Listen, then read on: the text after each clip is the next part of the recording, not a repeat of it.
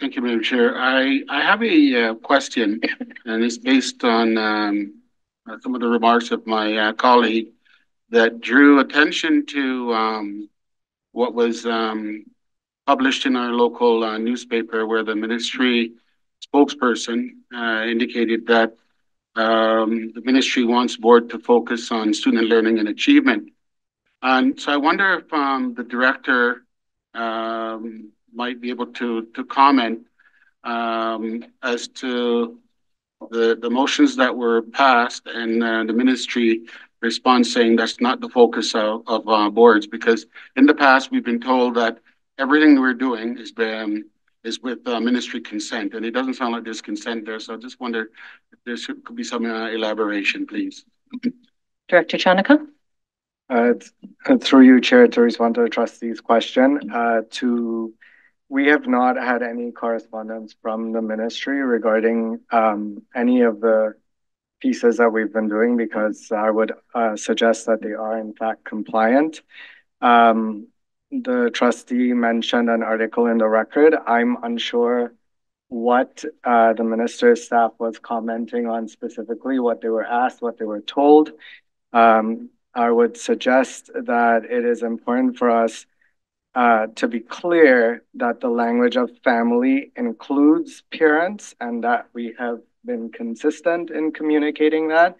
And at no point have we ever suggested that we are using the language of families to exclude parents. And so I would say that to suggest that, quite frankly, is dishonest and untrue, and that we need to be careful and clear, because and I believe it was Trustee Woodcock who mentioned with regards to the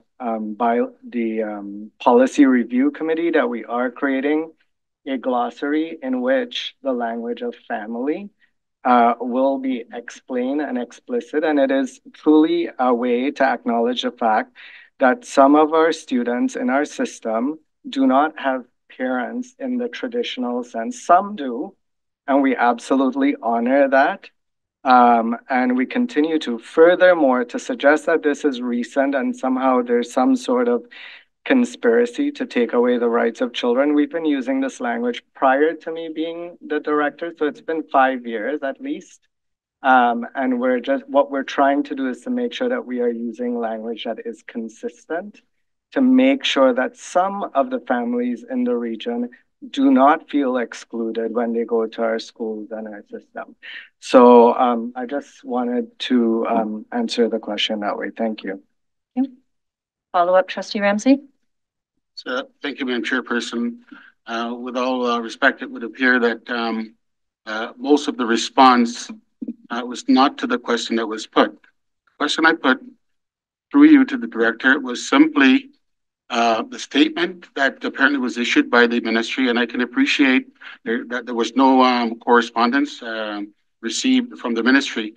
But I think if we took the what was published in the paper at its word, where part of the quotation, and I don't have it in front of me, was that parent and guardians was meant to be all inclusive, and it